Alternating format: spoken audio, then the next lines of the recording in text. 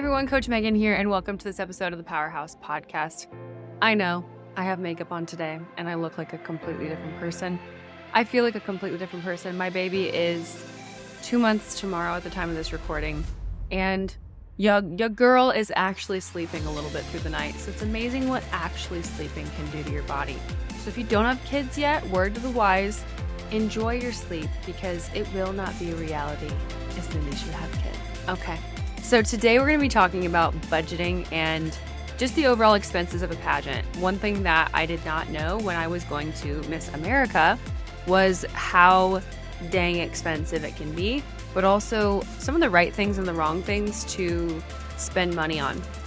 So I want to talk about the things that are absolutely fixed expenses today, and then also the things that are potentially variable. But even with variable expenses, which means technically you don't have to invest in them, I want to encourage you that there are things that winners do and there are things that people that want to win but don't win do. And at the end of the day, every sport is expensive. I think of cheerleading, I think of show choir, like everything is expensive when you choose to participate in extracurricular activities. The thing that I love about pageants, and that is very personal to me, is that you can win scholarship, you can win open doors, you can win tons of different things because you are winning a pageant. So there's actually an exchange more than just a sports trophy or these different things, right? So let's kind of get into it. And first we're going to start with the fixed expenses. The number one expense that you should be aware of is that most, if not all, pageants are going to have some kind of an entry fee. So this could be anywhere from $100 at the time of this recording all the way to several $1,000s, just depending on what competition you are competing for. At a local level, obviously, it will be less than typically a state level, national level. And then if you're doing an international pageant or even a national pageant, usually those fees are subsidized in your price package. Very rarely would I say that you have to pay your own way to get to nationals unless you did not earn the state title and it was an appointed title. So something just to know is that there are fees associated with competing, and an entry fee is very normal. Normally, this helps the people putting on the pageant to put on the pageant, as obviously renting an auditorium, getting judges, these different things, having food for everyone is not without expense of its own. For those of you watching on YouTube, I'm back because I have a special companion that wanted to be held. So number two, the second expense that you should be aware of are program ads. So typically you will need to go to local businesses or, your family can certainly pay for it. Miss has the hiccups. And you will need to complete usually like 1 or 2 pages. And then they'll also have competitions for whoever has the most amount of ad pages. But typically there's like a minimum of, I would say, like 1 or 2 pages that are required. And you can go to different businesses around you and, friends and family, things like that. And typically this is, it could be anywhere from $250 a page to $1,000 a page, depending on what pageant you're competing in. And then the last part of this, number 3, you might see baby feet in this one because we are now on our backs because this is where we're at as a mother. You're so cute, baby girl. Part 3, little baby, it's hilarious. Part 3 is actually paying for the design of your ads. And this is a little bit easier nowadays because we have Canva. So I highly recommend, we all have that one friend who knows how to make super cute, like birthday party graphics or these different things. Miss Ma'am. Oh, we have a lot to say. So I recommend calling up that friend and being like, hey, here's what I need. But also looking at previous sponsor ads or looking at previous ad pages from the past. And I'm talking about the ads where it's usually like a headshot, your name, and like glittery gold lettering. And it's typically just that. And it'll say like your title underneath of it. If you Google pageant ad pages, there are a few companies that make them. I just think you should try to make them on your own on Canva because there are so many templates nowadays. Like, why spend $500 on that when you could spend $500 on coaching? I just think that's super, super silly. So those are the 3 big things that I would say traditionally are mandatory pageant expenses. And now I'm going to go into a little bit more of what are considered fixed expenses. However, in my opinion, I think if you want your best chance of succeeding in your pageant, I would recommend budgeting for these things as well. Okay, we put baby girl down. So now let's talk about the variable expenses of your budget. So number 1 is going to be coaching. Now, I think if you did a survey of the people that won at higher than a state level, I think it'd be like 0.001% of people that truly didn't work with coaches to help them get to where they are. Similar to high performing athletes or even business owners, like in my community, it is just very rare that people get all the way to the top on their own. Typically, we want to share in the wealth of knowledge and wisdom of other people that have gone before us to show us how to get to where we want to go quicker, faster, better, and ultimately costing less of time and money when they can just show you the way to do it. So that's the power of coaches.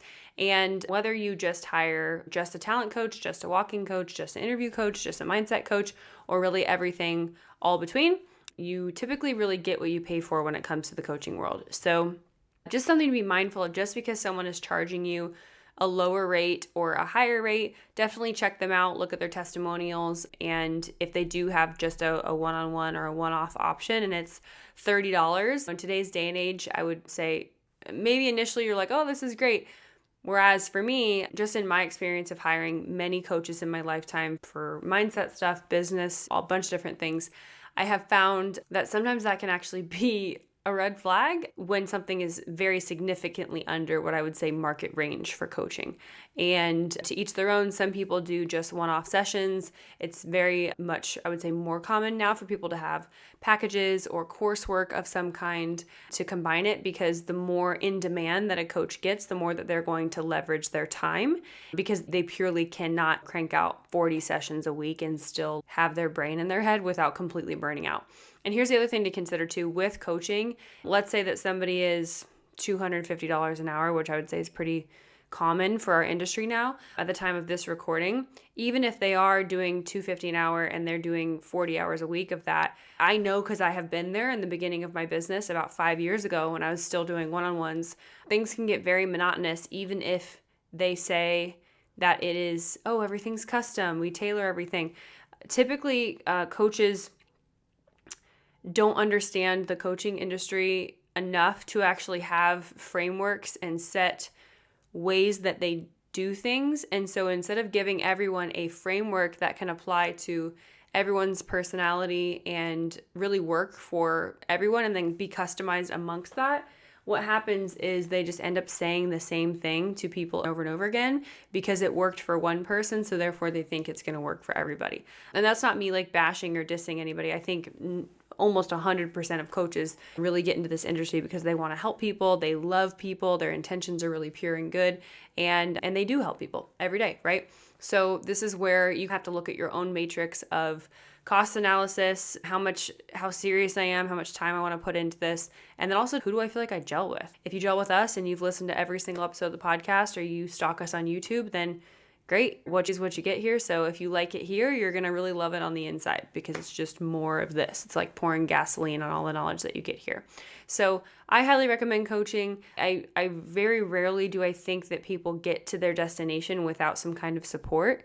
And people don't teach you, I hate saying the right way because there are multiple right ways to do something, but you need people along your journey in the same way that you learn how to do everything else in your life, right? If you just showed up at a job and they were like, okay, do it, and nobody trained you on the SOPs, standard operating procedures, or the way the vice president that you're the assistant to likes their coffee, and then you just show up with coffee. Yeah, it's coffee, but it's not the way that the VP likes the coffee, right? And so then you have to go back and do it again. It's like the same thing with pageants. Like you were technically pageanting, but are you pageanting correctly? Are you doing it correctly for you? Are you doing it correctly for the type of competition that you're competing in? All these different things, okay? So there's a lot of nuance when it comes to coaching, but I highly recommend that you get support so that you can be your best self and ultimately save a ton of time and money not having to compete for 5 more years.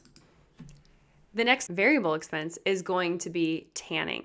Spray tan on most beautiful skin tones, the range of beautiful skin tones. Even if your skin is on the darker side, I've still seen quite a few people get spray tans because they just prefer a certain tone, I would say. Something to be reminded of with spray tans, though, you're going to range around, I'd say $50 for a spray tan, and you can buy packages. Always test out where you're getting your spray tan from, for the love of God, please, before you go and get your spray tan. And different spray tan companies have purple undertones, green undertones, and then I believe It's either blue or yellow for the other one. The one that I like the best for my skin tone, for example, has purple undertones because it neutralizes some of the red undertones in my skin. But I think, for example, maybe people with olive undertones, which is more of a contrast to purple, maybe that makes them look dull or gray. So definitely test it out. If you're going to do the kind of self-tanning that comes from like Amazon and you put it on with a glove, just test it beforehand and make sure that you get the exact shade that you like. Definitely a travel hack is even if you get a spray tan and then you have like a week-long pageant, it's just not going to last the whole week. So also practice the transition from getting a professional spray tan to then transferring that to maybe the glove spray tan stuff that you bring with you, because sometimes those don't play nice in the sandbox, and the ones that are professionally done are thicker.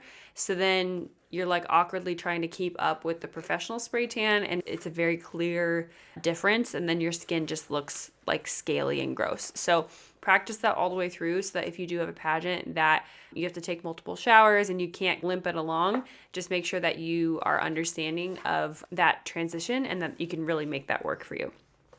Okay, so the next thing that is an absolute variable expense is going to be your headshot. Now, this is technically variable, but you don't have to buy a nice headshot, but I would highly recommend that you do, because submitting your high school headshot is not a pageant headshot, right? And it's important to know that. It's important to understand that there is a right and a wrong way to do things, right? Like you could wear your prom dress and maybe that would work for your pageant, but also maybe it wouldn't work for your pageant. I haven't seen your prom dress, right? You need a long gown, you need an evening gown. If you bought a custom Sherry Hill dress for your prom, then absolutely maybe that could work, and it probably would for a local pageant.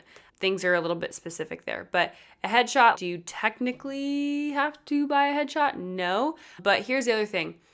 You also technically don't have to buy a pageant headshot, but you could go to JCPenney's or go to the headshot photographer locally that does even like families or newborns or these different things. But a pageant headshot is very specific.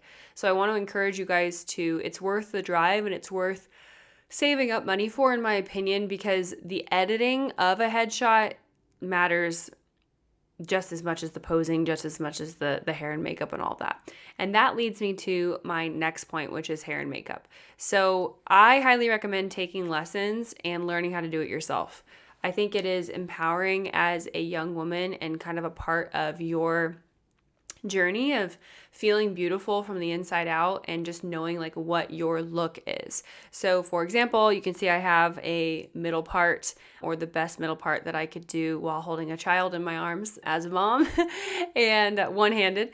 But middle part, like straight hair is my look. Sometimes I'll slick back the hair here like I did. This is how I wore my hair for Miss Universe, but obviously not as ratchet as it is today. I straightened it and I had extensions and all the things. And I very much wanted to channel the Miss Colombia, Miss Venezuela, dark hair, light eyes look. Like that's my look. I'm bold, I'm fierce. I want to be known as that. I have the personality to that kind of goes with that. And soft is not how someone would describe me. So like the whole pageant flip, pageant hair thing was just like never me. The side part with the big wisp and big curls, just it made me feel like an alien. It made me feel fake. So really practicing that ahead of time. You have two options in terms of an expense. You're definitely looking at, I think, almost $1,000 nowadays, between $500 and $1,000 with a headshot and then hair and makeup. But if you're going to get your headshots done, which I encourage you to, I would highly recommend coming in with a plan of what you want for your hair and makeup, or else the hair and makeup artist might gently just try and get you to do like pageant hair. Again, like the bang, the curls, all those things, which is not wrong. But if that's not your look, then you just spend a bunch of money to ultimately not look how you're going to look on stage. And it's really important that your headshot and your hair and makeup matches what you are going to present as on stage, or else you're confusing the judges and they might be like, who the heck is this? What contestant number is this? Because she looks way different, right? You have long hair in one, you have short hair in the other, you have straight hair in one, you have curly hair in the other. That could just be really confusing to the judges. So make sure that there is synchronicity there.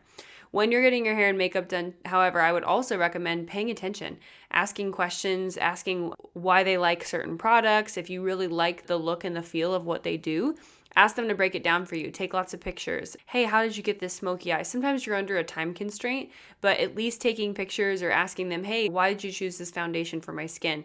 And they're like, oh, your skin's pretty dry. I like this, I don't know, Fenty foundation because it sprays on and it does this. It's good for dry skin. You're like, oh, I didn't even know I had dry skin, or I didn't even know I was supposed to think about that when it came to my foundation. Or maybe they say, hey, this is a all-day wear and it lasts really well. Or hey, this looks really good in a camera, but I wouldn't wear this on stage for your pageant. Those are all things that you want to know.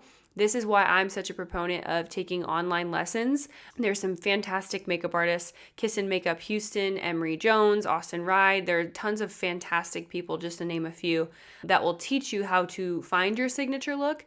And then even though it might cost 2, 3, 4, 5 lessons up front, YouTube is a great thing as well. Then on the back end, you're saving $1,000 a weekend every single time you compete, because yes, it can be $1,000. And not to mention, if you're with a makeup artist that is super in demand, you might have to wake up at 3 a.m. to get your makeup done because they're doing 14 people's makeup, whereas you could have woken up at 8 a.m. if you knew how to do your own makeup, okay? Can I get an amen? That will save you so much time and money if you learn how to do your own hair and makeup. I highly recommend taking that into your own hands. The next variable expense I want to talk about is just your overall wardrobe. So people have differing beliefs about this, which is fine, but at the end of the day, you're going to obviously need your competition wardrobe. So I encourage you to really work hard for the budget that you can. I don't think that you need a $5,000 or a $10,000 evening gown to win. However, you know what pageant you're competing for, how glitz and glam, how on the scale of maybe a county fair or a local pageant, all the way up to a glitz and glam Miss Universe pageant or an international pageant, which is extremely glitz and glam and extra. The more glitz and glam that you have, the bigger the designer name, especially if it's in America, it's just going to be more expensive, right? However, people have very regularly won state pageants all the time with dresses that cost a couple $100s. Now, something to note is that if you are super tall like me, or if you have a unique body shape or whatever, just something that you always need tailoring for, I'll also factor in the tailoring aspect, because it will be an expense and it can be super expensive. Like lately, I feel like tailoring can be just as expensive as the outfit itself. So sometimes what I would do is I would find some key pieces for either interview or check-in or rehearsals throughout the week, and I would go buy them on much cheaper websites, and then I would get them tailored to me to look expensive. So that was a great way that I could really save some money and then put the majority of my finances towards the dresses that I was really obsessed with and the things that I knew were standout pieces that I was going to be physically getting judged for, and that was the most important to me personally.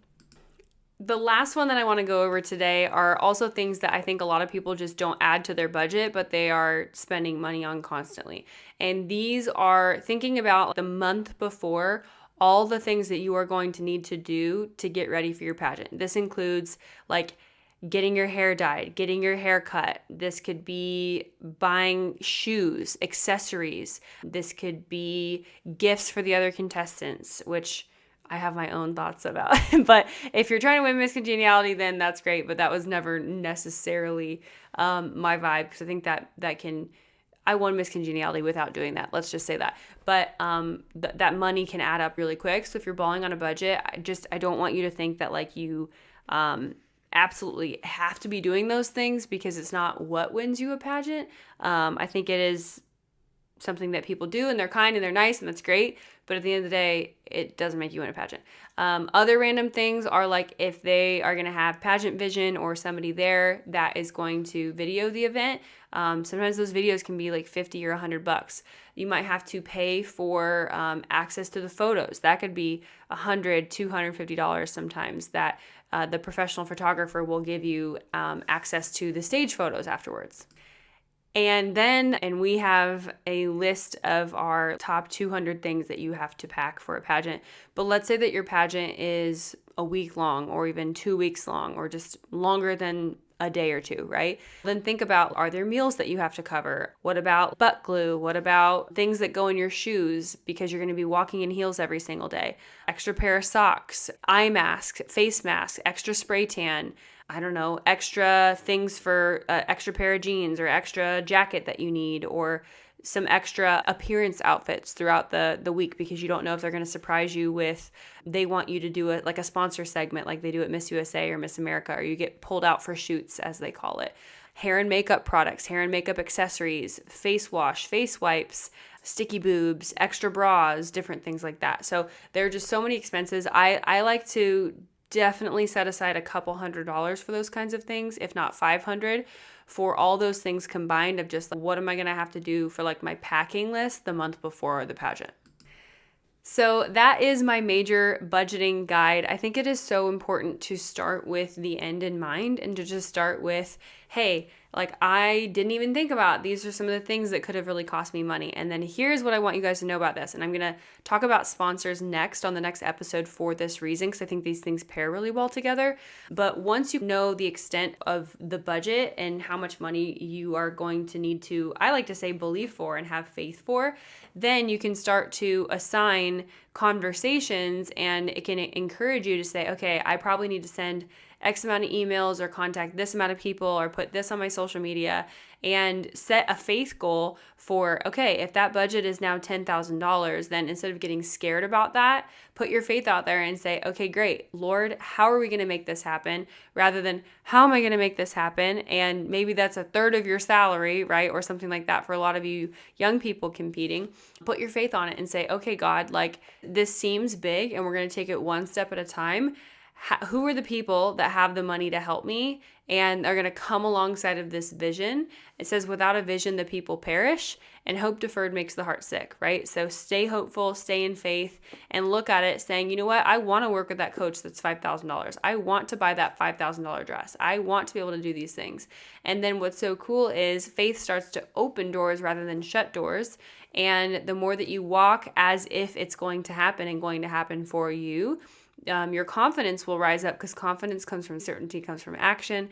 And the more action that you can take, all of a sudden you'll have more of a tribe that is following your journey and wants to really support you and help you. And you'll have that $10,000 in no time. We see it all the time. If you haven't joined our free course yet, go to powerhousepageantry.com/free course, and you can get so many more modules of awesome teaching just like this, teaching you the very practical things of how to win your next pageant. And in the next video, where you guys can click around here on YouTube, you guys can go ahead and watch more and learn more about sponsorships. I'll see you guys next week. Bye.